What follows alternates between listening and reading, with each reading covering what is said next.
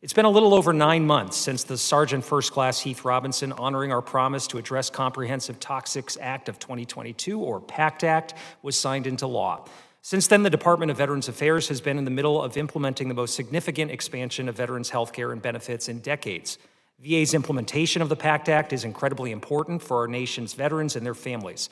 As ranking member of this subcommittee, it's my job to ensure that VA has the necessary resources to administer timely benefits decisions, as well as access to world-class health care for all veterans eligible under PACT Act.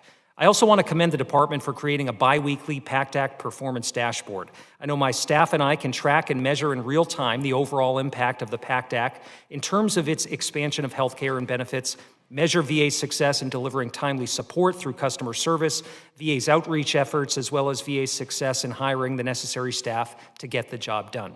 At today's hearing, we'll have important topics that we need addressed regarding VA's implementations of the PACT Act. Specifically, I'm interested in discussing the toxic exposure presumption process under Title II, research into the health effects of toxic exposure under Title V, and VA's progress deploying information technology updates needed to process claims, as well as accuracy of claims decisions, and progress reducing the inventory of pending disability compensation claims.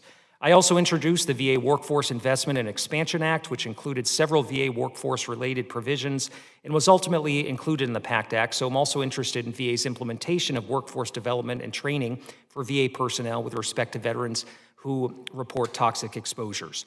I'm also interested in hearing from our witnesses today about the present implementation challenges and concerns, which is why this hearing is critical, to conduct oversight and speak directly with VA regarding its views and experiences implementing the PACT Act. The first challenge is ensuring that veterans and their families are made aware of and understand the benefits that are available to them because of PACT Act. It's especially important that VA is reaching those veterans in underserved or rural communities, since the bill has several deadlines coming up at the end of the fiscal year.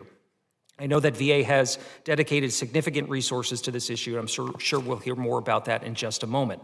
The second biggest challenge, of course, is the increase in disability compensation claims as a result of the addition of 23 new presumptives. Over 500,000 PACT Act claims have been filed by veterans so far, and I'm looking forward to hearing about VA's plans for IT upgrades and the use of automation to address these claims.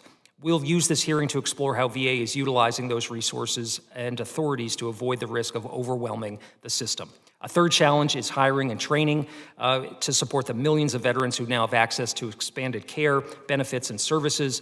I know that VA has aggressively moved in that direction, but there are some concerns that linger, and we want to make sure that we're hearing about efforts to onboard and train new claims processors as we think about the job that remains to be done. So I appreciate you, Mr. Chairman, holding this hearing today. I look forward to everyone's testimony, and I yield back.